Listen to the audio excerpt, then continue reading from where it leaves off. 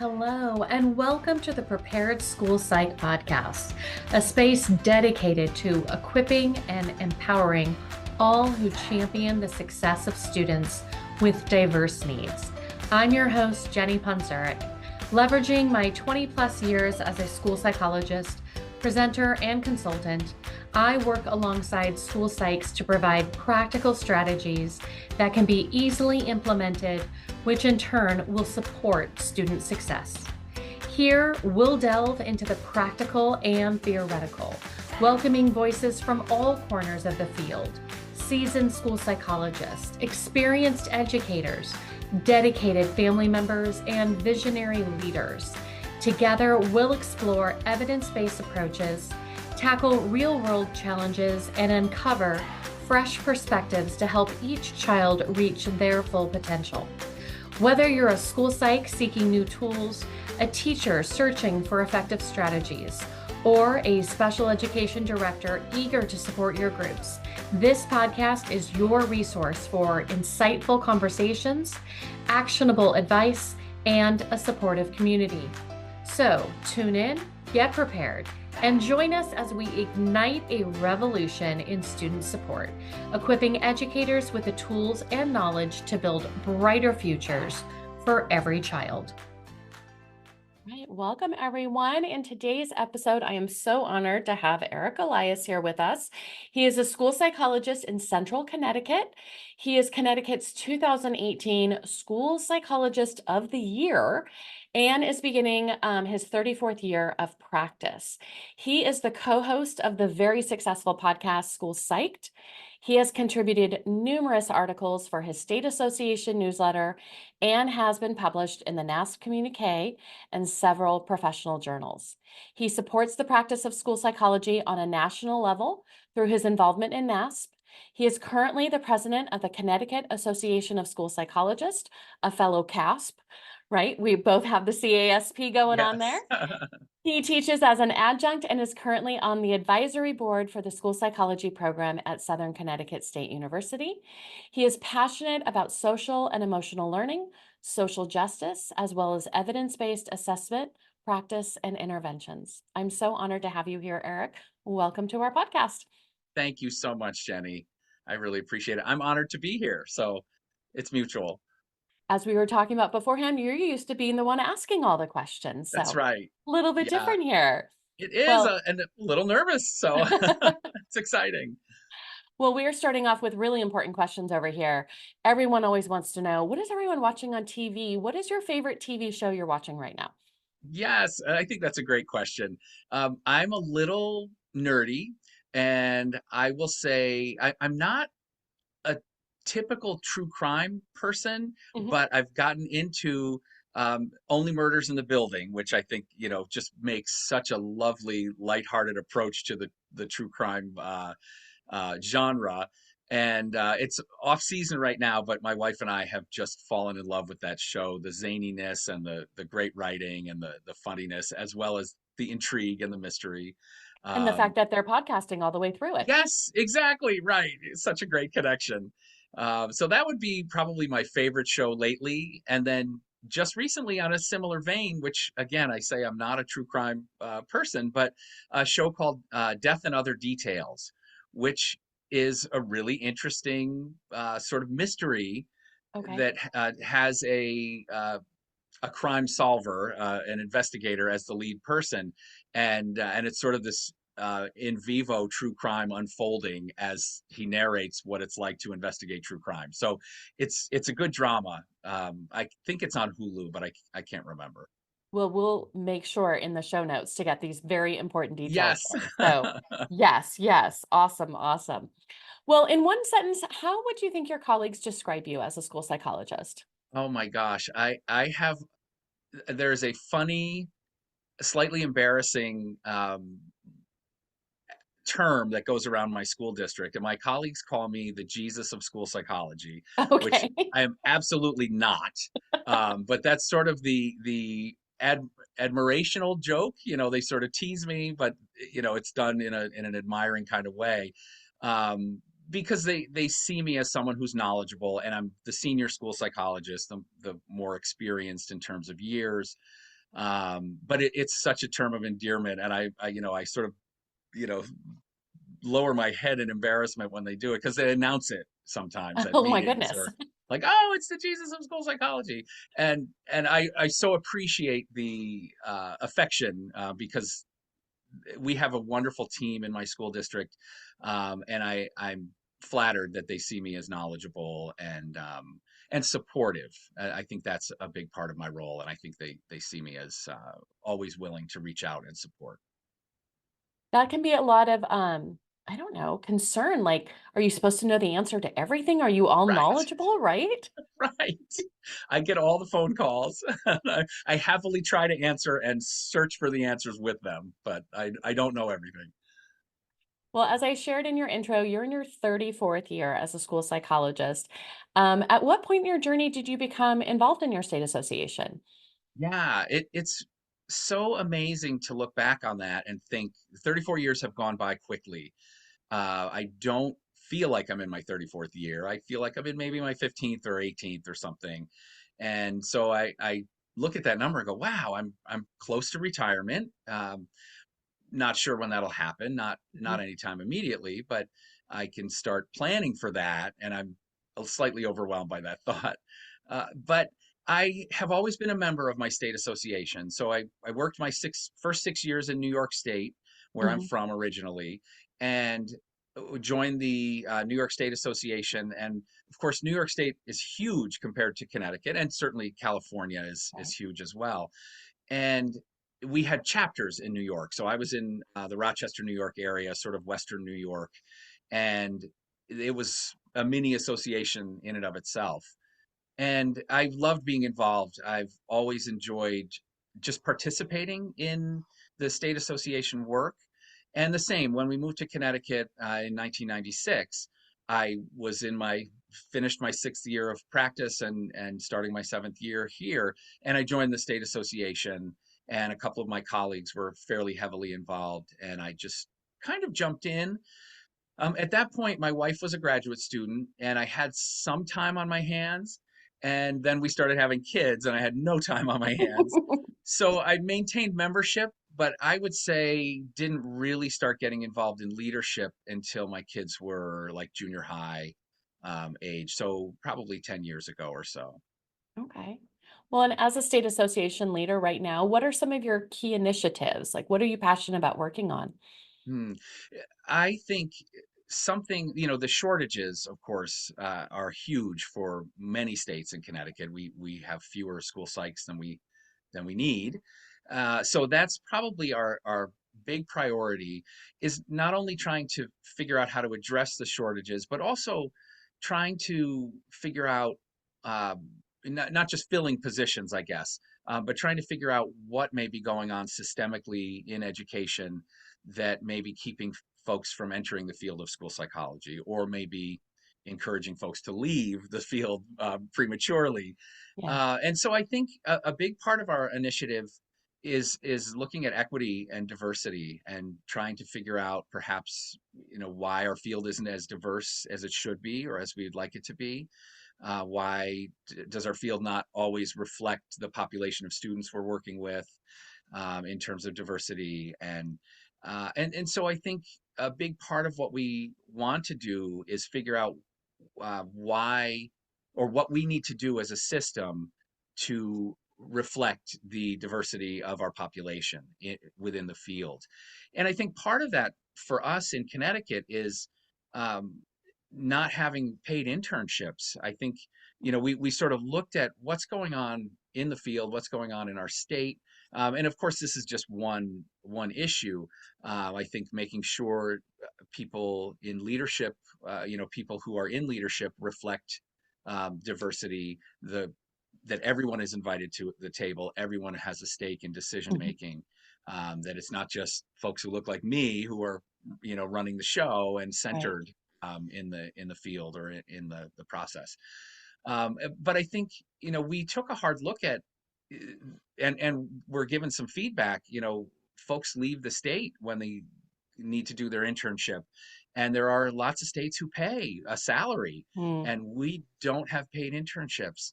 And a lot of us are feeling like that's a huge barrier to folks who perhaps come from lower socioeconomic backgrounds in the field, perhaps folks from minoritized communities in the field.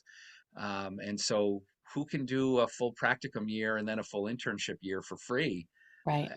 Give up 2 years of their lives and not have any income, or have to work, in the evenings, Another or job. Right. yeah, another job.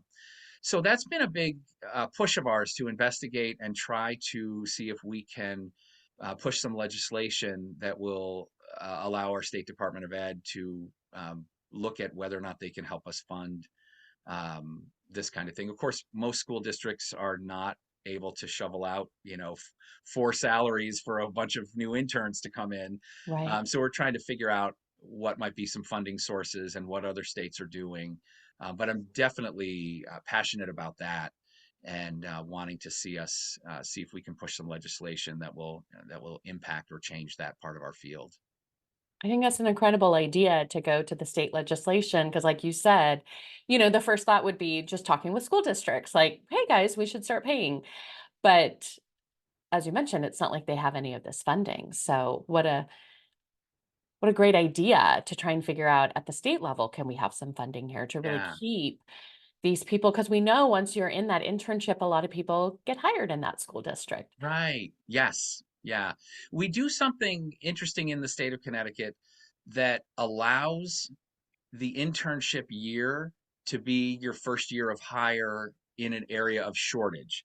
Oh, So they call it certified with a deficiency. So you would need to be, so let's say a school district has 3 school psych positions open and nobody's applied because of the shortage. yeah. They can, if we are a shortage area according to the state, they can hire an intern in their first year, but they're required to provide a high level of supervision. So they Right. need a particular amount of supervision. So your internship year could actually be your first year of hire if the school Interesting. district are willing to do it. My only fear about that is that people will be left on their own as if they were a first year school psych and not be given the supervision that an intern requires and should be getting. Yeah. I remember when I was an intern, not 34, but over 20 years ago, like I had my own school and I remember being like dropped off on my first day, like, this Yes. is your school. Call me if you have any questions. And I'm like, Right. that's my supervision. Okay. Like, Right. Right. Yeah. versus, there's such variety in how much supervision you are receiving. And it's surprising to Yes. me sometimes how often we just are providing, this is your school. Give me a call if you have any questions. Right. Right. Yeah. And thinking about all the responsibilities of new school sites in Mm. in this society and this level of intensity with mental health needs, and Right. wow, I can't imagine leaving somebody on their own to figure it out. No, and I think about this even for our newer school psychologist, your principal doesn't really care if you're an intern or a first year or Right. in your 34th year. Like we still need to fulfill all these roles. It's not like a Yes. principal will ever say, "Oh, you're new? Oh, I'll go ask someone else." Like Right. Right. that level of need from the school doesn't change just because we're newer to the field. Yeah. Yeah. Exactly. Right. Yeah. You have a job that you were hired to do. Figure it out. Figure it out. Right. Yeah. Well, do you have a specific accomplishment in your role as state association president that you're most proud of right now? I would say yes. I would say uh, collegiality, networking and collegiality, and I can't take credit for this, but we have through our State Department of Ed and through one of our local educational associations, we have these regional associations in Connecticut that are in New York, they're called BOCES, Board of Regional Educational Cooperative Educational Services, and they're sort of like a county run agency that can provide support for school districts. They often run special ed programs in schools. In Connecticut, we call them RESCs, and they're a regional area cooperative educational association. I think we have 6 or 8 in the state of Connecticut. And through one of our RESC associations and the State Department of Ed, during the pandemic, we began this series of communities of practice. Mm. And there was one for school psychologists, one for speech language paths, one for OTs, social workers, et cetera. And it was a way for the state association or the state department of ed to really allow us to network better, to allow us to discuss issues of evaluation and supervision, to provide self-directed training. Mm. And so it was really important during the pandemic because it allowed 100 of us at a time to get on a Zoom meeting and really connect. And our RESC, Dr. Christine Peck, who's running this right now, has continued it, and we're the only group that's continued since the pandemic supposedly has Oh, gone away. right. Um, and so she continues to help run this. It's not sponsored by our state association, but it's sanctioned by the Department of Ed, and I'm just super proud just to participate in it. We've continued biweekly meetings for I guess 4 years now, and Wow. looks like we'll continue next year. And it's amazing. Sometimes it's a guest speaker and some training. Sometimes it's talking with a rep from the State Department of Ed about supervision and evaluation for specialist area service providers. And it's, to me, it's a breath of fresh air every 2 weeks and really allows us to talk very specifically about areas in the field that we need to continue to iron out. And so I'm proud as the state association to just be a part of it. So it's something I'm grateful for. Well, it's incredible because I know some of the feedback we get from so many people in our field is that they feel very lonely, right? They're the only Yes. person at their school site in this role. And so, what a wonderful opportunity to be able to talk with other people, know exactly what everyone's going through, Yeah. and come up with ideas, and just to have that opportunity to ask some questions. Or, I think about when I provide trainings, I'm always like, I'm not going to stand up here and talk at you for 6 hours. You have to talk Right. with one another. Yes. And it's always that moment is like, is this what you do? Am I doing this right? Right? Like, what do you Yes. guys do in Yes. your school? All of those opportunities Yeah. that most of the time we don't get to have.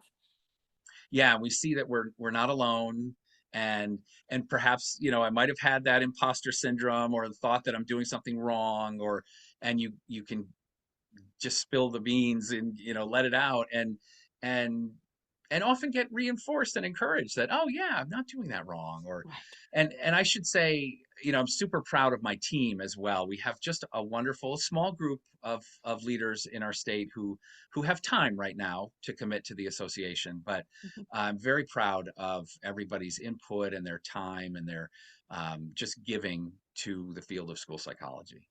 That's wonderful.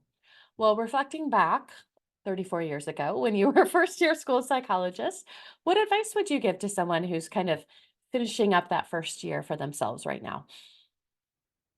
I love that question. It is one of these, looking back a long way in retrospect.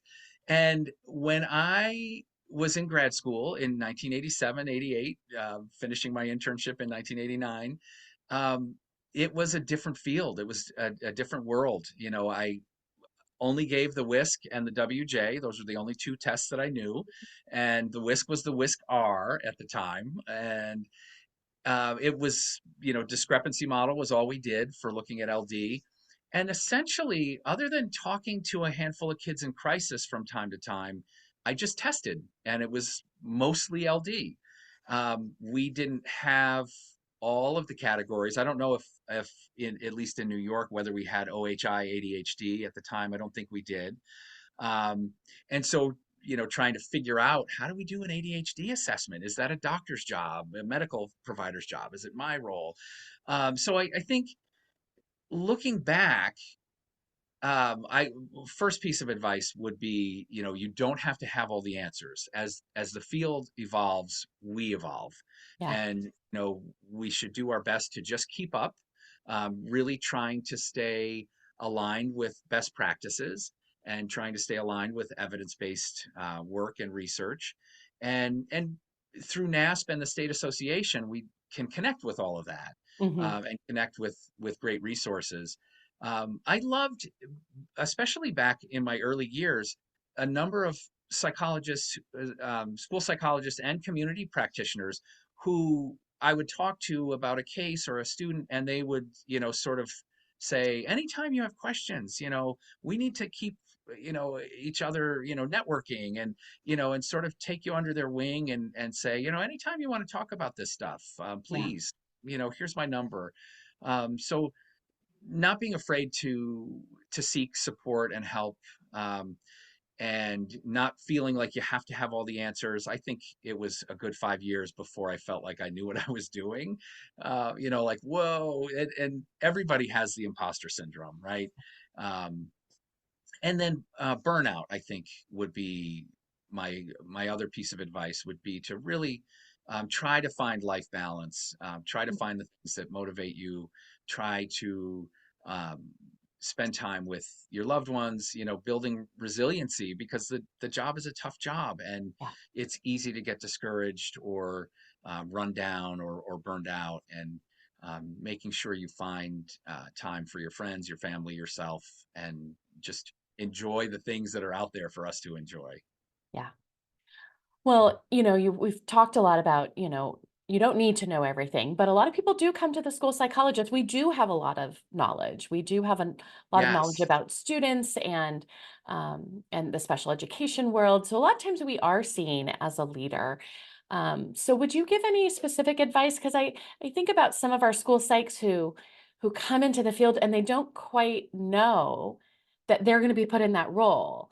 Right? They're like, "No, no, we're Yeah. team members." And I'm like, "Yes, we are team members, but a lot of people look to you for specific kind of knowledge." And so I think a lot of people aren't ready to kind of step into that role as being a leader. What Yeah. any suggestions or advice in that? Yeah, I think that's a great perspective. 100%. I 100% agree with you. Um, we probably get a little coddled in our internships, and rightfully so. And and I hope that we are providing experiences that are helping our growing learning school psychs and interns into becoming fully independent. But sometimes it's like getting thrown into the fire, and you're like, Yeah. wait a second, there's lawyers at the door, there's advocates at the door. I don't think I did anything wrong, but I don't know what's going on here. And the principal has given me, a huge responsibility. So I think one of the things I do with my grad students at Southern Connecticut State University is we really talk about what the state criteria is for each area of disability. So, how does the state of Connecticut interpret IDEA? And I need to know when I go to a meeting, people are going to expect me to have a lot of decision making data, even though everybody provides some of that if we're Right. we're assessing as a team. But they're often expecting me to lead the discussion on what this looks like and where are we going with this. And so really helping them from the start, my first year students understand what's going to be expected of them in their role as database decision makers. And then what does the state require? So we have, our checklist for particular disability eligibility. We have state guidance documents for understanding particular disabilities, and really helping them know where those documents are, develop a precursor knowledge. Of course, we can't memorize all the disabilities and all Right. the documents, but really being aware that, oh, yeah, the intellectual disability guidelines are here on the state website. I actually know that page 34 is where it talks about eligibility. That is one that I share with my school psychs and my team very often. And so I'm very aware, and there's a checklist of things you need to go through and what data you're required to have. And so really being aware of that when you're going into the field. Most of what we're going to be doing will be assessment. A Mhm. large part of, what we'll do, we will of course be doing crisis work and counseling and IEP development and goal writing. But a good chunk of our time will be assessing for special education Yeah. disabilities in most school districts. So really being prepared for what we're going to be needed to be doing in database decision making. and being confident in that. There's nothing wrong with saying, let me look it up, I'm not sure. Um, but I want to be confident in, here's what I do know about this area of Mhm. disability, and not feel browbeaten. It can be really intimidating if you're in a room with lawyers and advocates, Mhm. and people are asking the hard questions. So we want to be prepared for those hard questions as frequently as possible. Yeah. I always say to have some sort of nice go-to response when someone throws you Yes. a question that you're not Yes. quite certain about. And I think most recently I had an outside provider and we were on our, I was explaining our results, he was explaining his results, and then he was like, we both gave the same adaptive measure. Are we allowed to do that within the same time frame? And I was like, no one has ever asked me that question. And I said, I do not know that off the top of my head, but I Yeah. am very happy to look that up and I will get back to the team. But just in that moment, I'm just like, am I supposed to know this? Is my first Right. thought, right? That's a But then I'm like, question no no, one's no ever one's asked. I can give a response for an academic test. I can give a response for a WISC, but redoing an Right. adaptive scale, and that wasn't something I was ready for. But to have that go-to response Yeah. and not be, have that moment where all of a sudden I'm stressed out or anything like that. I don't know it. Guess what? I don't know it. Right. And that's So, but I'll okay. get back to you. I know how to look it up. Yes. Yeah, exactly. I love that. Well, many school psychologists want to become more involved in leadership and state leadership, but it's really obviously a time commitment. How do you manage your time and make it work? Um, Lots of deep breaths. um, uh, I would say, uh, with my with my wife, checking the calendars. Who's got one of the kids when? Who's gonna drop off and pick up? Who's cooking dinner? So really managing the home schedule. If you're on Yeah, your own, then you have no one to be accountable to with your schedule. But really managing the home schedule. My wife similarly is a psychologist. She's a clinician and a professor of clinical psych, and we have three busy kids, one with special needs, and she is also in leadership in the Early Childhood Association for our state as well. And so figuring out, we really have to communicate and yeah, keep tabs on who's doing what when, and we make it work very well. But I would say, for probably the average person who hopefully isn't as overbooked as I am, um, you know, find as much time as you can give, and let folks know. I don't expect anybody to bend over backwards and give, a full-time job's worth of time to our state association. I so appreciate whatever time people have to give, and I'm grateful for that. And so, we all know we're all volunteers in this, whether right. we're doing NASP stuff or our state association stuff. And I think we hopefully are giving each other grace in that, to know that, yeah, sometimes the time frame might get pushed back, or we might drop the ball on something. um, but we're all working together, we're all volunteers, and so we have whatever time is available is all I would want somebody to consider. Give what you can. And I think if you can step into a position of leadership with even just a few hours a week, Mhm. that makes an amazing difference. And if we have 20 people do that, the adage of many hands make light work Right. really goes a long way, rather than having four people do hours and hours and getting stressed. We recently had a couple of graduate students step in to do some work for us for social media, and they have been amazing. They know social media like I don't know social media. So, I love it. They're able to throw these little tweets and Instagram and Facebook things out, and they make posts that they throw across multiple, fields of social media.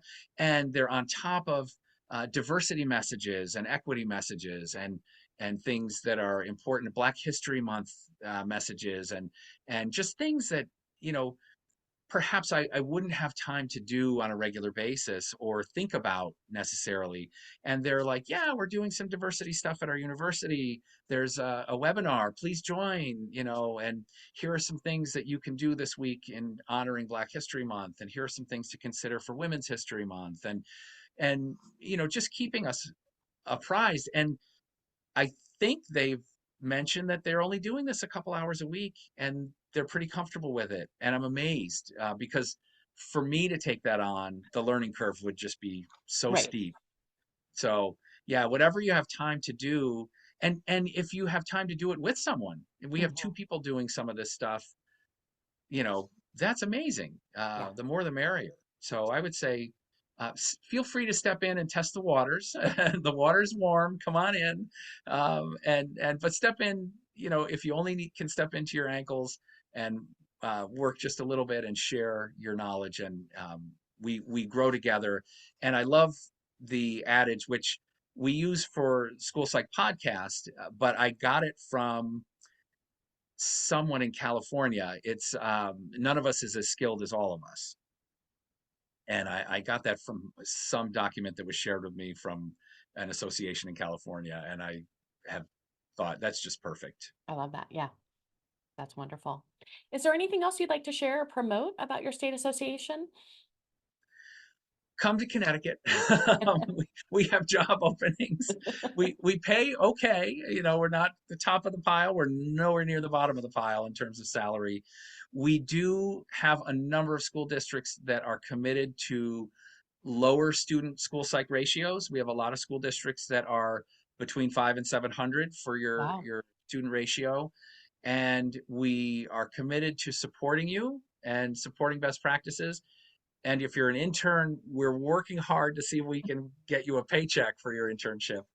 But I just want to say to you, like, I love what you're doing. And as I mentioned, I think before we were talking, I've been a follower of yours for a long time.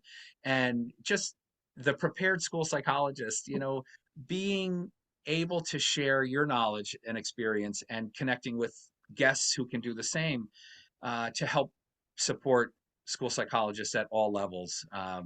It's a tough job, and the more we connect with one another, and the more we connect with folks who are sharing their knowledge freely, the better off we are. So kudos to you and all that you're doing too, Jenny. Thank you. Thank you. I love this field. I know how hard it is to be in this field, and it just seems to get harder and harder every year. And, we're not just given the Whiskar and the WJ anymore. So things are constantly changing. And so any opportunity for people to feel less alone and not have to spend too much time Google searching, to Yeah, try and find those quick resources, I'm very happy to provide that support. So it's something I love to do. Well, awesome. to switch gears a little bit, I know you have many areas of passion in this field, and one of them is school refusal support. Yeah, We've so many, it's a topic I hear about all the time. yeah, How do we help get these kids? It's not a new problem, but definitely after the pandemic and after all the school building closures, I think we still are having a lot of difficulties getting kids, to come back to school consistently. So, can you share more about this area of interest for yourself? sure. Yeah, and I think I stumbled across this, and it became an area of interest exactly through what you mentioned. Anxiety, school refusal hitting an all-time high during the pandemic, and so many kids needing some kind of intervention. And so I came across a book called "When Children Refuse School: A Cognitive Behavior Therapy Approach," and it's by Chris Kearney and Anne Marie Albano. And they seem to be, Chris Kearney in particular has been doing this for probably 20 some years, and I believe it was his topic of his dissertation. Hmm. And so he's written a number of books on this and seems to be one of the leading folks addressing school refusal in the field right now. And so I came across his book, their book, and then I came across a webinar and training that was using the book. And then I started applying it to what I was doing, and I thought, wow, this really makes sense. So essentially, the idea is that school refusal, happens across a continuum, like many phenomenon, and it, can go from acute to chronic. And we typically see the kids who, the maybe the separation anxiety with our young kids, or kids getting into middle school who start to become maybe possibly truant. Um, and starting to figure like, oh, okay, what's going on. Oftentimes we're putting the interventions in after it's really solidified and become a Right. significant problem, and at that point it may be more difficult to address. So one of the thing that I really like about this approach is that if you do a school refusal FBA, you typically are going to find that kids fall into one of four categories, not unlike our normal FBAs that we would do. And then there are specific treatment ideas for each functional profile. And that to me made so much sense. And once we started figuring out where the kids sort of fell on the spectrum and where they, on the continuum, and where they might have fallen in terms of treatment model and functional profile, we were able to apply some treatment methodologies that seem to really work. And so I have a number of cases that seem to turn around fairly quickly, and they were hard cases. So it became sort of passionate, but also that sense of success became contagious too. And other folks in the district said, "Wow, what's going on at your school? You've had some success with this." And then a couple of colleagues of mine and I presented at a conference, and people were like, "Oh my gosh, that was really good advice." So it kind of became contagious in terms of positive, sort of the ball rolling and continuing to be positive. And I think hopefully helping folks with some good suggestions and good recommendations. And so the four functional profiles really are key. And the typical one that I run into most is that the child has some sort of anxiety or depression, and it kind of has an internal presentation. This Hmm. is a kid who just is upset, anxious, not wanting to go to school, um, versus maybe an attachment or separation anxiety issue with a youngster, usually a youngster who is crying at the front door, and you separate them from mom or dad or a caregiver. They go into class and immediately they're fine. And you're like, oh yeah, school's okay. And then you build that habit over 3 or 4 weeks, and they're usually okay. And as long as in many of those cases, as long as the parents also are able to separate, we Right. have to sort of encourage them and support them in that. We usually have some success with the separation anxiety. Um, Another profile is kids who are fearful of something that's actually happening. So bullying. So not just the internalized anxiety and depression, but I'm afraid of taking tests. I'm afraid of changing my clothes in gym class. I'm fearful of the bully on the playground who really Right. is bullying me. So that more external anxiety producing event. And then the last area are kids who are pursuing tangibles, maybe a high schooler who's staying up all night playing video games with their buddies online and getting up and smoking weed, and they're more truant, as Right. sort of behavior. And so the kids that I've really run into more have been the kids with that internalized presentation of anxiety and depression. And that to me is one where I think in schools we tend to under accommodate at times. We're just not sure why Tommy's crying, or why he won't come into school, and why he won't, get in the car when he's at home. And so when they're in school, typically, I think school personnel, we might be slightly impatient. Like if he's not going to go into the classroom, he's going to go to the office, right? And so it becomes this hard-lined disciplinary approach. Hmm. Um, but what we found, and we've had an amazing team, regular ed teachers, special ed teachers, parents, my administrator, myself, and the social worker in my building. We've really done some good teamwork on a number of cases, and also included outside providers at parents' request and permission, and have developed some plans for these kids. So we did things like exposure and response prevention. So the child won't come into the building. So on the weekend, mom and dad take the child to the school. The school's closed. There's no fear of having to enter the school. They walk up to the school, they touch the front door, they go back to the car. Or they go out back to the playground in the backyard and they play for 5 minutes, and Yeah. then they go back to the car. So those kinds of things.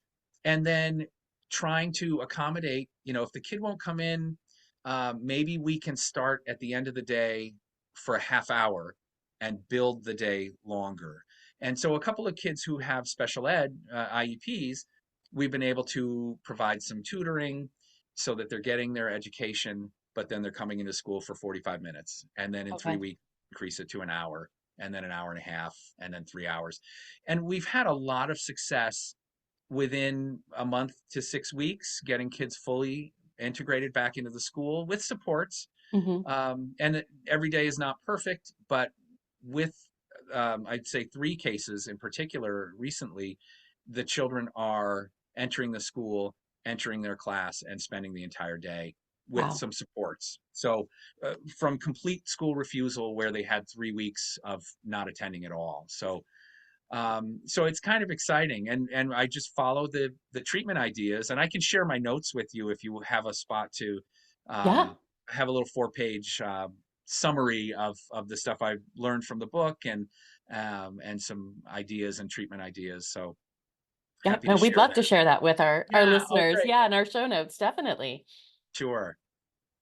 So you had mentioned, and I was recently at a training just the other week where the presenter was talking about like doing an FBA, and you used that word FBA there too. And I think for a lot of our school psychologists, it having your mind wrapped around like we do FBAs at school. Like this kid is like Yes. coming to Yes. school, like, am I supposed to go to their house? Like, how do we like logistically do this? But I Yeah. love the way that you and in this book are breaking down the reasons behind.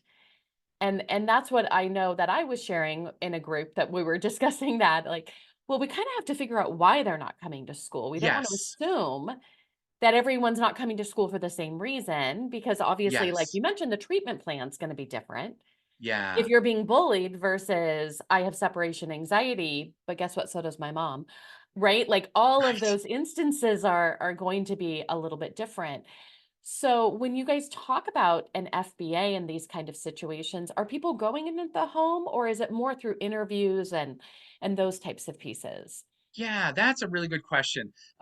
In the little document that I'll share, I think, if not, if I haven't put them in, I'll put them in. There's some hyperlinks to free interviews, anxiety interviews, school refusal FBA interview, and in some of those cases, in one case, our social worker and another professional went to the house and did an observation and interview with the parents. Yeah. And in the other cases, we did everything via Zoom and via paperwork, questionnaires on paper. And and I think we were able to gather enough information. And having the outside service provider who also came into the school to observe, having them be there and share, here's what how the child presents in our office. That was sort of, it gave some realistic impressions of how the child was functioning outside of school as well. So I would say, and of course, be careful, right? Some school districts have policies about not doing home visits and Right. or doing home visits with a team of Yes. people, and you know, always making sure that you're safe and that wherever you're going is, a safe place, and that the parents are comfortable having you within their home as well. Right. Never, never do a home visit alone. Yes, Never, never. right. I'm curious because one of the things you were talking about is a lot of times by the time the school psychologist gets involved, it's not the beginning, right? It's the, hey, this kid hasn't been to school for 6 weeks, Right. right?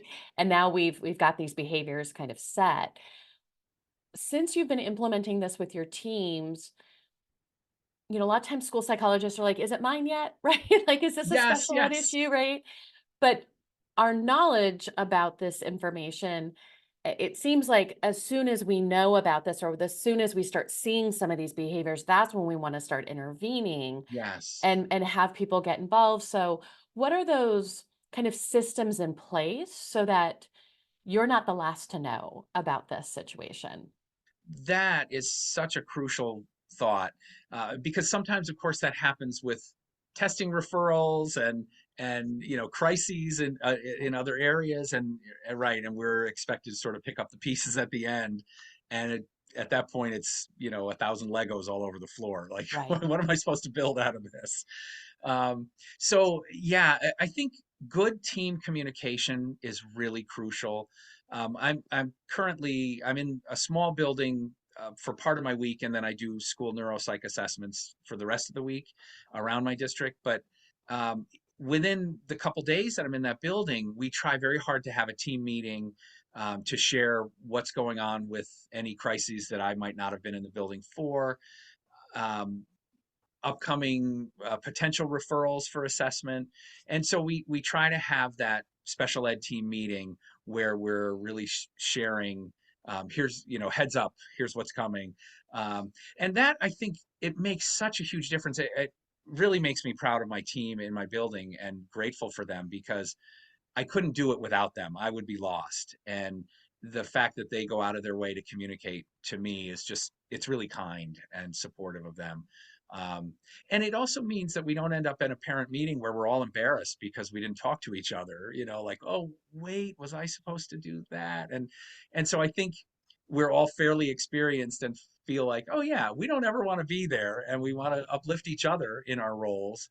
And so really we try to take that time to have a meeting every week or every other week to really talk about what's going on, and that allows us um, to go in and do an observation before we have a case conference with a teacher, or before we have a parent conference at a report card meeting where someone's asked us to jump into.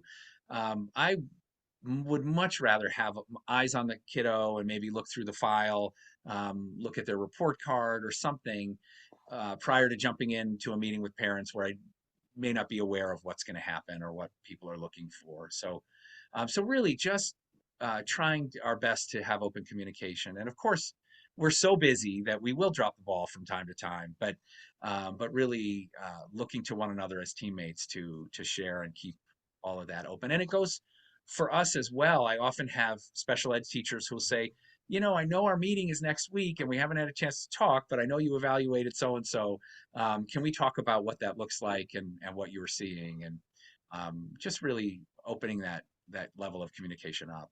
And I think parents appreciate that too. It means we come into meetings more informed and Mhm. on the same page in most cases, and demonstrates that we have some competence and know what we're doing, which is really important.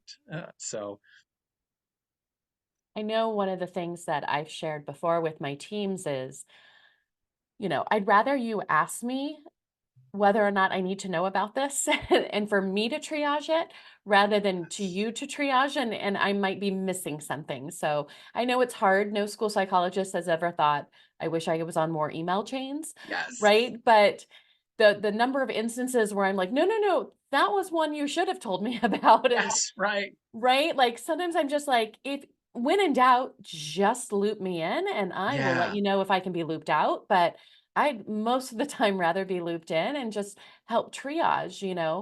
I've had yeah, instances where teachers are like, I don't know if it was quite a parent request for assessment. I'm like, what exactly did they say? yes, And then I was like, and when did this happen? 3 weeks ago? Awesome. All right. So we're past timelines. Great. right, Like, I've just always told people, like, when in doubt, just send me an email. yes, I will help triage this and whether or not. So, even when we have situations where it's not special ed yet, please loop me in because I can help and I want to be part of these processes because these school refusal issues can easily turn into special ed. yes, And if yes. we can prevent that from ever needing to happen, how amazing is that? Yeah. Yeah, absolutely. That was so well said.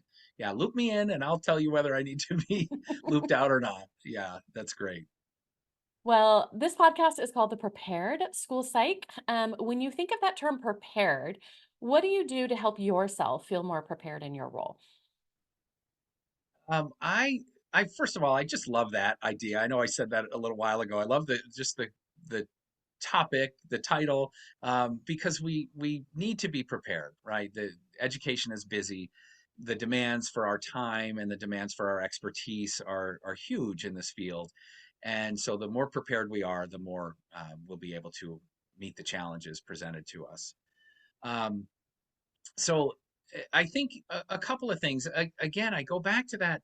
None of us is as skilled as all of us. I love to talk with school psychs, and I love my podcast that I'm a part of, as well as yours and others, because I learned so much. So there's so much free information now as school psychologists and educators that, we can join a podcast, join a community of practice, connect with our teams in our school district. We don't have to go about it alone, and join NASP. I know it's not cheap to join your state association and our national association if you're new and younger and lower on the salary scale, but it's so valuable. I Mhm. find I love reading the communique. I try to dive in right when I get it, and I bring it to work and I try to read it at lunch, and um, there's always something in there that I find, and then just being able to even look things up on NASP website. If I have a student who has a death in the family, I can't tell you how many times I've utilized the NASP web resources for grieving students or grieving families or grieving teachers. Mhm. Um, there's a wealth of information, and some of it's free. Even if you're not a NASP member, you can utilize a number of free resources as well. And if you are a consumer of research, you don't have to go through a paywall. You can email the authors, and most authors are allowed to share their articles with you. So it takes an extra step, but there's a lot of information available, and I would say, um, don't be discouraged if it seems like it's behind a paywall or it's expensive. There are free resources and so many places to network. Yeah. Take advantage of all of that. Well, thank you so much for your time today. Thank you for sharing all these resources. I can't wait to see your 4-page document about school refusal, and I'm excited that we get to share that with everyone who is listening as well. We'll make sure to put that in the show notes. We will also make sure to put a link to your state association. So if we have anyone listening from your area or anyone thinking of moving to your area and are interested in getting involved, that they know how to reach out and learn about, all the different things that you guys are providing there for your local school psychologist. So good luck. I'm so Thank excited you. with your um, this pursuit to try and get those paid internships. So Thank can't wait to hear you. about it. Um, Thank you so much. And thank you for having me, Jenny. I'm so grateful, and I love the work that you're doing. Keep up the great work, and look forward to maybe having you on School Psych podcast sometime as well. Awesome. Thank you. Thank you so much for being here. And thank you, everyone, for listening to this episode. We'll see you all next time. That concludes another episode of the Prepared School Psych podcast, and I hope today's discussion left you feeling not just informed, but empowered to take action. Remember, every conversation we have, every resource we share, and every student we champion builds a bridge toward a more inclusive and effective learning landscape. So tune in, share your voice, and join us as we build a collective force for impactful change. Head over to my website at jennyponzuric.com to join our vibrant community of school psychologists in the Prepared School Psych community. Together, let's keep learning, keep growing, and most importantly, keep making a difference. One student, one solution, one empowered educator at a time.